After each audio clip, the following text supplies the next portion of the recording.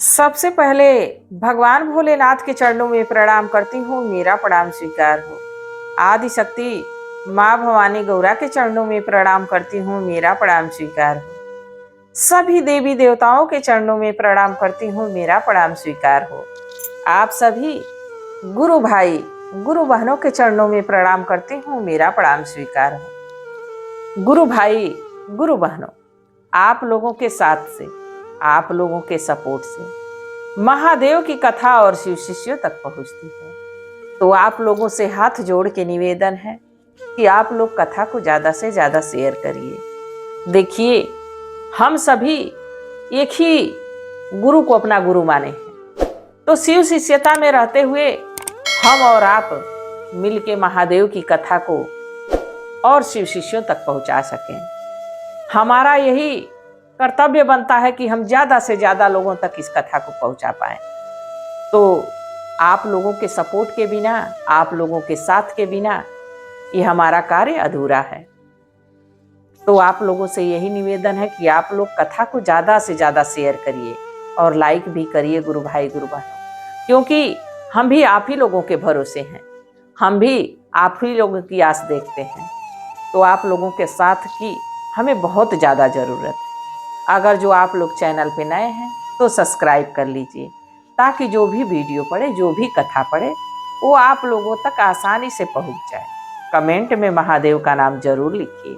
महादेव का नाम लिखने से, बोलने से सारे कष्ट दूर हो जाते हैं, सारी परेशानी दूर हो जाती है। तो भगवान का नाम जरूर लिखिए। और हाँ, कथा के अंत में कुछ गुरु भाई कुछ गुरु बहन कमेंट किए हैं, मैं उनके नाम की अर्जी महादेव के चरणों में लगाऊंगी। तो प्लीज आप लोग कथा को पूरा सुनिएगा। देखिए गुरु भाई गुरु बहनों, कथा कोई भी चल रही हो उसको आधा अधूरा नहीं सुनना चाहिए। एक तो कोई ज्ञान नहीं प्राप्त होता है और दूसरा महादेव का अपमान होता है। आज जो मैं कथा आप लोगों को सुना रही हूँ बड़ी ही दुख भरी है। इतनी दुख भरी है, देखिए, कभी कभी औरतें ही औरतों की दुश्मन बन जाती हैं। तो एक गांव में एक परिवार था, उसमें एक बूढ़ी मैया थी, शिव शिष्या थी, उनके बेटे थे, उनकी बहू थी। 3 लोगों का परिवार था। ज्यादा अमीर नहीं थे लोग, फिर भी उन लोगों का जीवन बड़ा सुखमय बीत रहा था, क्योंकि जो बूढ़ी मैया थी उनका बेटा कुछ अपना रोजी रोजगार करके कमा धमा लेता था, उसी से उनका जीवन यापन बहुत बढ़िया से बीतता था। धीरे धीरे समय बीतता रहा।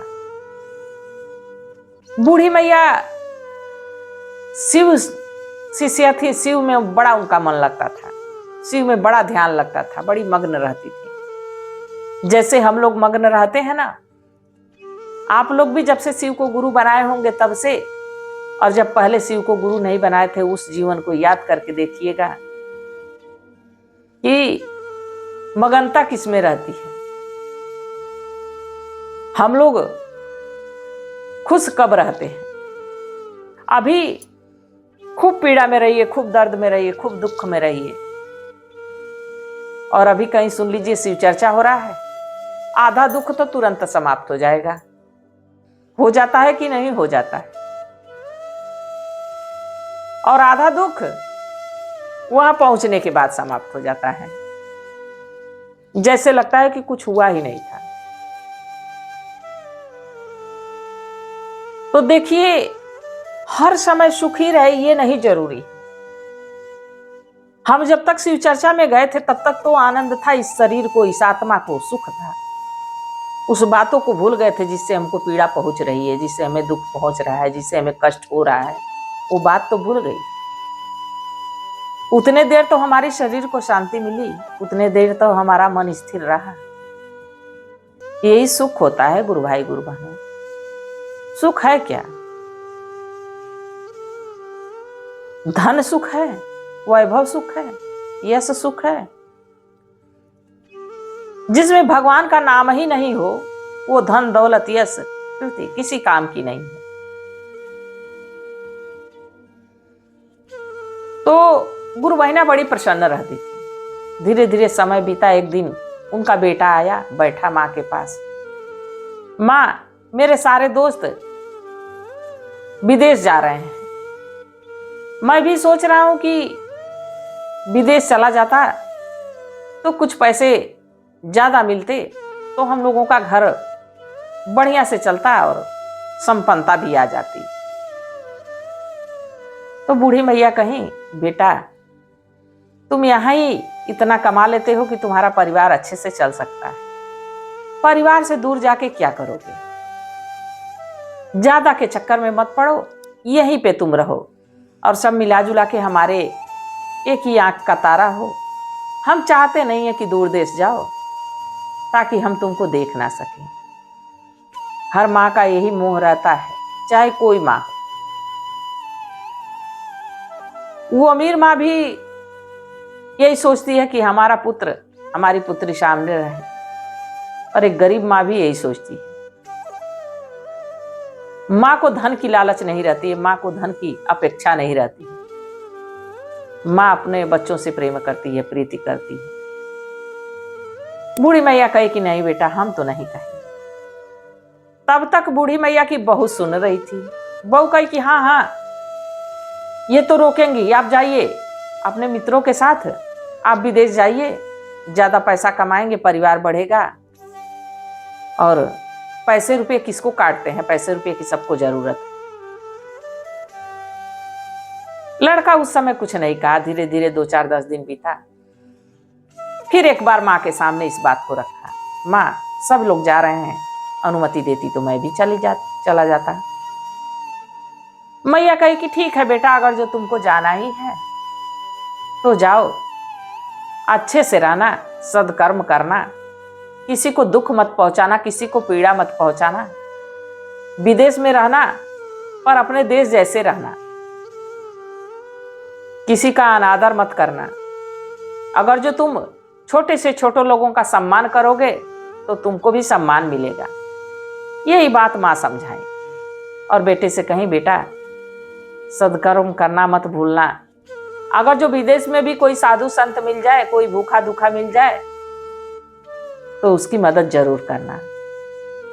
बेटा कहा कि ठीक है माँ, तुम ज्यादा चिंता क्यों करती हो, अब मैं बड़ा हो गया हूं, तुम चिंता मत करो। देखिए, बच्चे बूढ़े भी हो जाएं, अगर जो माता पिता जीवित, तो माता पिता के लिए बच्चा वही नन्हा सा रहता है, वही छोटा सा रहता है, उसकी छवि वही रहती है।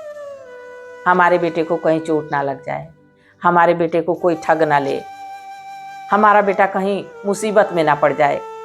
सबको ये चिंता, हर किसी माता पिता को ये सताती रहती है। आजकल के बच्चे कहते हैं ना, तुमने क्या किया, आप लोगों ने क्या किया। माता पिता से कहते हैं आप लोगों ने क्या किया। ये तो सारे माता पिता करते हैं, पालना पोसना पढ़ाना लिखाना। नहीं, माता पिता तो अपने कर्तव्य का पालन किए सो किए, जो प्यार और ममता लुटा दिए, क्या उसका ऋण आप भर सकेंगे? कभी नहीं कोई भर सकता है। मां के ऋण से उद्धार तो भगवान भी नहीं हुए। तो हम तो मनुष्य हैं, लाखों झूठ है, लाखों फरेब है।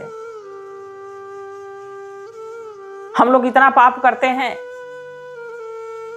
कि माता पिता के ऋण से कभी मुक्ति मिल ही नहीं सकती।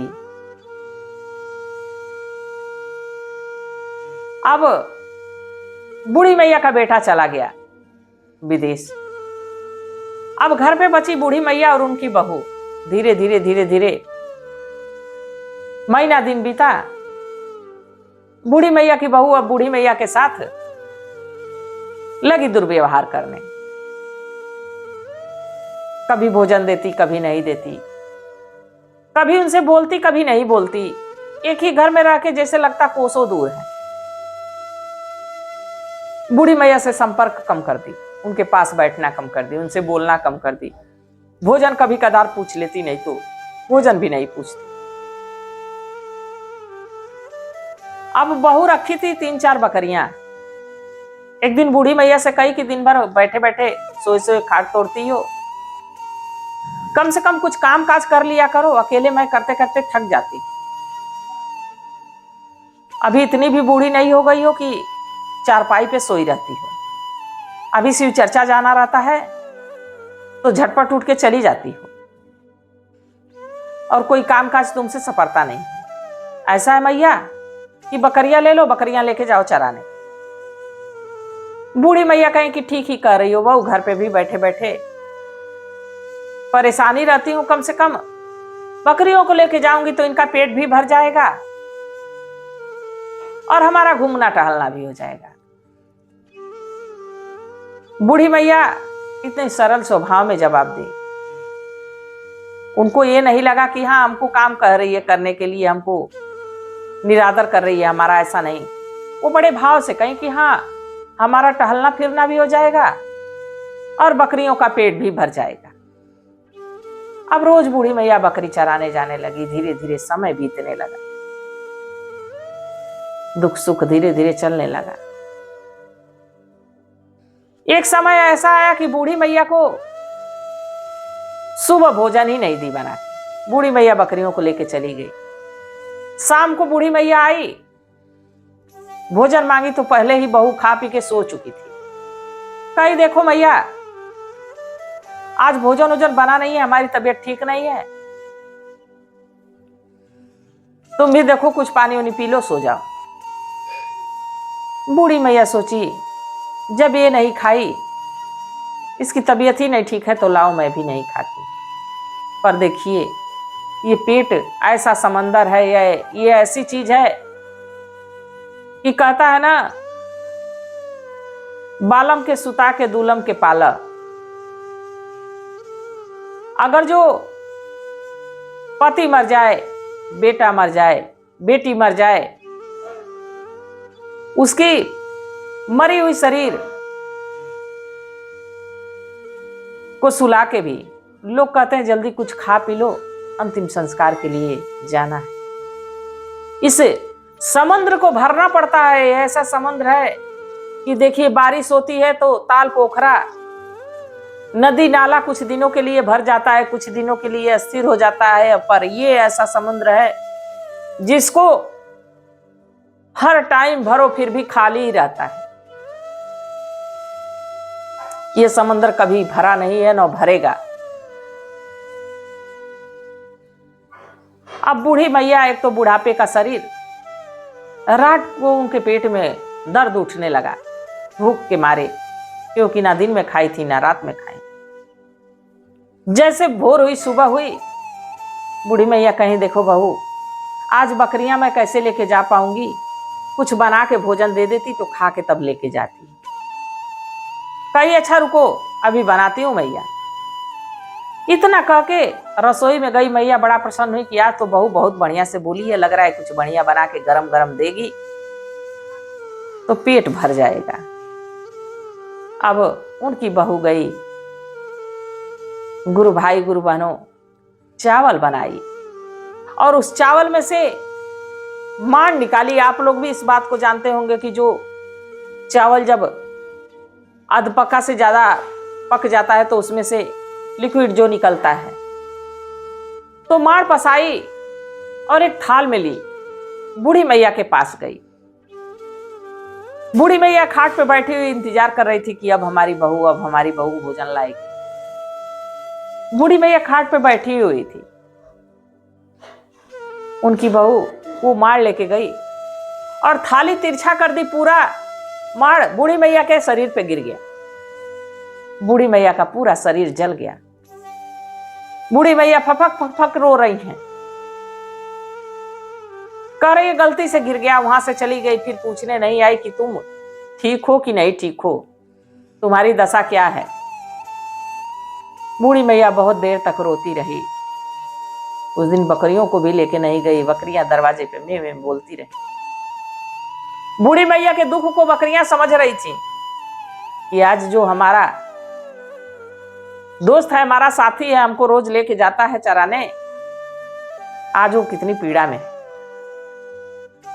दिन बीता, रात बीती, बूढ़ी मैया बिल्कुल दर्द से बेचैन। बाकी किसी से कहने नहीं गई कि हमारे घर की जगहसाई होगी, बुराई होगी, हिनाई होगी। लोग कहेंगे कि ये सास बहू एक दूसरे से खिटखिट करती हैं, क्योंकि वो शिव शिष्या थी, शिव पे उनको भरोसा था। अब बूढ़ी मैया धीरे धीरे उठी, रसोई में गई तो थोड़ा सा बासी चावल रखा हुआ था, उसी को खाई अगले दिन, और अपने शरीर को एक कपड़े से ढक के, एक शॉल से ढक के, और बकरियों को ली फिर चराने चली गई।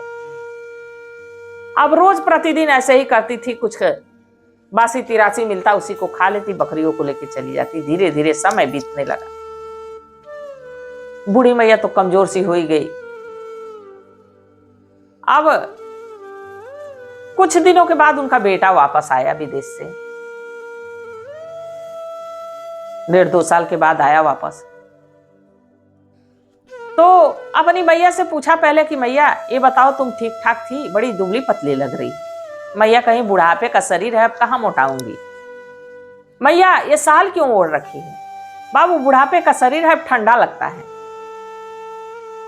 ये नहीं कहीं कि बहू ने हमको जला दिया है, हमारे शरीर पे घाव बन गए हैं ना, कुछ नहीं कहीं कि इतने दिनों के बाद हमारा बेटा विदेश से आया है, कितने संकट पड़े होंगे, कितने कष्ट पड़े होंगे, कितने दुख पड़े होंगे, कम से कम परिवार में आया है तो सुख की सांस ले। बूढ़ी मैया का ये भाव था। अपनी पत्नी के पास गया तो कहा कि माँ की तुम सेवा की हो ना? हाँ, देख नहीं रहे हो कितनी माजी चमक रही हैं, मैं बहुत सेवा की। अब दोनों की तरफ से इस बात को सुन के बेटा प्रसन्न था, क्योंकि विदेश से आया हुआ था, पैसा रुपया कमा के लेके आया। 2-4 दिन बीता तो जैसे हम लोगों के यहाँ इस समय माघ में कई स्नान लगते हैं, गंगा स्नान लोग करने जाते हैं, ऐसे ही गंगा स्नान का समय आया था। अपनी मैया से कहा, मैया हम लोग सोच रहे हैं कि पति पत्नी दोनों गंगा स्नान करके आ जाएं। बूढ़ी मैया कहें कि बहुत अच्छी बात है, जाओ मैं घर देख लूंगी, तुम दोनों जाओ गंगा स्नान करके आना। बूढ़ी मैया की बहू बहुत प्रसन्न हुई कि मैं तो बहुत पाप की हूं, चलूंगी गंगा में, अपने सारे पाप धुल लूंगी। देखिए गंगा है पाप नाशनी, पर उन्हीं के पाप को हरती है जो सच्चे मन से, जिसका मन निर्मल रहता है, जिसकी काया निर्मल रहती है, उसके पाप नाशती है। ये नहीं कि पाप पे पाप करते रहो, जाके गंगा में डुबकी मार लो सारे पाप धुल गए ना। जब मन का मैल मन में ही रहेगा तो शरीर धो लेने से पाप खत्म हो जाएंगे। तुम किसी के बारे में बुरा सोच रहे हो, बुरा बर्ताव कर रहे हो, और मां गंगा के पास जाओगे, मां गंगा तुम्हारे पाप को धुल देंगी। किसी के मन को पीड़ा पहुंचा रहे हो, किसी को दुख पहुंचा रहे हो, गंगा मां तुम्हारी पाप को धुल देंगी। अरे पहले अपना चित्त निर्मल करो, अपना मन निर्मल करो, तब आपके पाप से मुक्ति मिलेगी।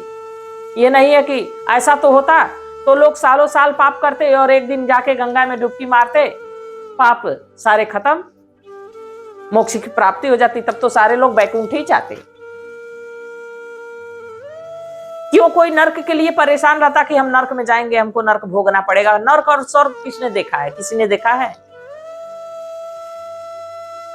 सब कुछ यही भोगना पड़ता है, यहीं पे भोगना पड़ता है। हमारे कर्मों का फल हमें यही हिसाब किताब होता है। अब दोनों पति पत्नी गंगा स्नान के लिए गए। जैसे ही मां गंगा में डुबकी लगाई, बहू और बेटे उनके, बूढ़ी मैया के, बेटा तो जैसे था वैसे स्वस्थ था, पर उनकी बहू के शरीर पे जैसे लग रहा था कि जले हुए इंसान के शरीर पे फोका फोका पड़ता है, वैसे पूरे शरीर पे पड़ गया छाला। बाहर चीखती हुई निकली, ये देखिए क्या हो गया। जैसे लग रहा था कि कोढ़ी हो गई। लड़का कपड़े से ढक के घर लेके आया, मां से अपनी कहा, मां इसकी तो बड़ी दुर्दशा है, लग रहा है कि पानी से कुछ इसको दिक्कत हो गई है, गंगा जी में स्नान की है, पूरा शरीर इसका जल गया। अब मैया क्या कहती कि हमको जलाई थी तो इसको भगवान जला दिए। मैया कही कि अब क्या हम बताएं बेटा, चलो जो प्रभु की इच्छा वही चाहेंगे तो ये ठीक होंगी।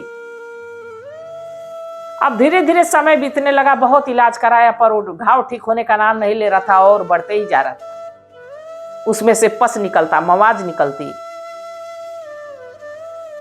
पूरा शरीर देखने लायक नहीं था, चेहरा देखने लायक नहीं था। गांव वाले लोग घृणा करने लगे कि उसके घर कोढ़ हो गया है। एक दिन बूढ़ी मैया स्नान करके और आंगन में अभी कपड़े ही पहन रही थी, तब तक अचानक से बेटा उनका आ गया और बेटे की नजर मां के शरीर पे पड़ी। मां, तुमको इतने ढेर सारे घाव कहां से हुए? तब मां की आंखों से आंसू छलक पड़े। गुरु भाई गुरु बहना, देखिए कभी कभी कोई सहानुभूति भी जताता है तो अपने दुख को याद करके, अपने संकट को याद करके आंसू छलक ही जाते हैं। बूढ़ी मैया अपने आप को रोक नहीं सकी, कही बेटा,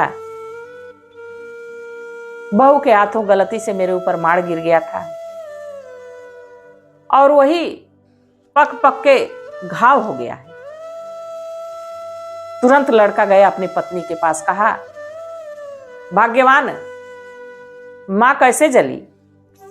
तब उसकी पत्नी, क्योंकि उसकी पत्नी को तो अब इतनी दुर्दशा थी कि अब इस जन्म में लग रहा था वो स्वस्थ नहीं होने वाली, कही कि ये गलती से नहीं हुआ था, ये सब हमारी गलती है, मां को हमने जानबूझ के जलाया था। जब ये बात लड़का सुना तो कहा कि मैं तुम्हारा आज ही से त्याग करता हूं। तुमने हमारे मां को दुख पहुंचाया, पीड़ा पहुंचाई और हमारी मां एक बार भी तुम्हारी शिकायत नहीं की। उसी का फल तुमको मिला है कि तुम गंगा स्नान गई और तुम्हारा शरीर में ये सब दशा हो गई है। मनुष्य तो अपना कर्म चाहे अच्छा करे चाहे बुरा करे कर देता है, पर उसका जब फल प्राप्त होता है तो परेशानी होने लगती है।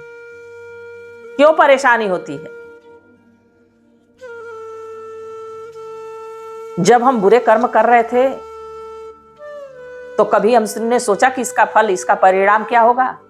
नहीं सोचा। बड़े खुशी खुशी, बड़े आनंद के साथ उसको हम कर रहे थे। तो गुरु भाई गुरु बहनों, गंगा में नहा लेने से पाप नहीं धुल जाते। गंगा है पाप नाशनी, पर उसी का पाप नाश करती हैं जिसके मन में पश्चाताप रहता है, जिसके मन में अनजाने से कोई अगर जो गलती हो गई हो, उस गलती को स्वीकार कर ले, उसका पाप नाशती है माँ गंगा। ये नहीं कि सालों साल गलती करते रहो और जाओ गंगा स्नान करो, पाप धुल जाएंगे, ना, कदापि नहीं। मनुष्य क्षमा कर सकते हैं पर भगवान किसी को क्षमा नहीं करते हैं, वो भी शिव शिष्या। शिव शिष्या को अगर जो कोई पीड़ा पहुंचाएगा, शिव भक्त को कोई पीड़ा पहुंचाएगा तो उसका हिसाब सिर्फ महादेव ही लेते हैं। और देवी देवताओं की तो छोड़ दीजिए, उनके आगे चलती किसकी है? सब तो देवता हैं, वो तो हमारे बाबा हैं, सब हाजिरी देते हैं उनके यहाँ, गुरुओं के गुरु हैं। तो गुरु भाई गुरु बहनों, अपने कर्म जो है उसको सोच समझ के करने चाहिए। और जैसा कि मैं कही थी, कुछ गुरु भाई कुछ गुरु बहन कमेंट किए हैं, मैं उनके नाम की अर्जी महादेव के चरणों में लगाऊंगी। तो वो हैं, देखिए, इनोसेंट गर्ल, ये हमेशा कमेंट करती हैं, मैसेज करती हैं तो कुछ ना कुछ ऐसी बात कहेंगी। इन्होंने लिखा है, प्लीज गॉड हेल्प मी। तो देखिए गुरु बहना, दुख और सुख आते जाते रहते हैं। ये जैसे हमारे जीवन में धूप और छाया, जैसे दिन और रात, वैसे ही दुख और सुख है। तो आप उसी में खुश रहने की कोशिश करिए। और मैं भी महादेव से यही प्रार्थना करती हूँ कि हे भोलेनाथ, हे शिव गुरु, इन पे अपनी दया दृष्टि बनाए रखें, सदा इनको प्रसन्न रखें। इनके जो भी कष्ट हैं, जो भी परेशानी है, जो भी दुख है, इनको दूर करिए। और मीरा सिंह, मीरा गुरु बहना, बहुत बहुत धन्यवाद। मैं महादेव से प्रार्थना करती हूँ कि हे भोलेनाथ, हे शिव गुरु, इन पे, इनके पूरे परिवार पे अपनी दया दृष्टि बनाए रखें, सदा इनको प्रसन्न रखें, खुश रखें। और मिनीता देवी गुरु बहना, कमेंट करने के लिए बहुत बहुत धन्यवाद। मैं महादेव से प्रार्थना करती हूँ कि हे भोलेनाथ, हे शिव गुरु, इन पे, इनके पूरे परिवार पे अपनी दया दृष्टि बनाए रखें, सदा इनको प्रसन्न रखें। और शालिनी यादव, गुरु बहना बहुत बहुत धन्यवाद। मैं महादेव से प्रार्थना करती हूँ कि हे भोलेनाथ, हे शिव गुरु, इन पे, इनके पूरे परिवार पे अपनी दया दृष्टि बनाए रखे, सदा इनको प्रसन्न रखें। और रंजीत प्रजापति, रंजीत गुरु भैया, बहुत बहुत धन्यवाद।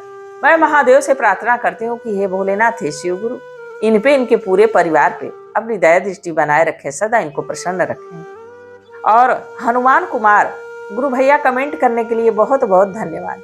मैं महादेव से प्रार्थना करती हूँ कि हे भोलेनाथ, हे शिव गुरु, इन पे, इनके पूरे परिवार पे अपनी दया दृष्टि बनाए रखें, सदा इनको प्रसन्न रखें। और मिथिलेश कुमार, मिथिलेश गुरु भैया, आप लगभग सभी कथाओं पे कमेंट करते हैं, इसके लिए बहुत बहुत धन्यवाद। मैं महादेव से प्रार्थना करती हूँ कि हे भोलेनाथ, हे शिव गुरु, इन पे, इनके पूरे परिवार पे अपनी दया दृष्टि बनाए रखें, सदा इनको प्रसन्न रखें। और कांति कुमारी गुरु बहना, कमेंट करने के लिए बहुत बहुत धन्यवाद। मैं महादेव से प्रार्थना करती हूँ कि हे भोलेनाथ, हे शिव गुरु, इन पे, इनके पूरे परिवार पे अपनी दया दृष्टि बनाए रखें, सदा इनको प्रसन्न रखें। और गणेश प्रसाद, गणेश गुरु भैया, बहुत बहुत धन्यवाद।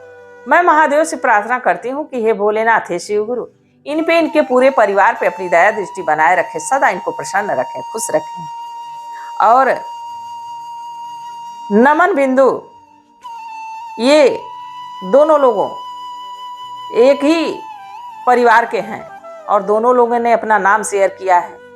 गुरु भाई, गुरु बहना, मैं महादेव से प्रार्थना करती हूँ कि हे भोलेनाथ, हे शिव गुरु, इन पे और इनके पूरे परिवार पे अपनी दया दृष्टि बनाए रखें, सदा इनको प्रसन्न रखें। और रिंकू गुरु बहना, बहुत बहुत धन्यवाद। मैं महादेव से प्रार्थना करती हूँ कि हे भोलेनाथ, हे शिव गुरु, इन पे, इनके पूरे परिवार पे अपनी दया दृष्टि बनाए रखें, सदा इनको प्रसन्न रखें। इसी कामना के साथ हर हर महादेव।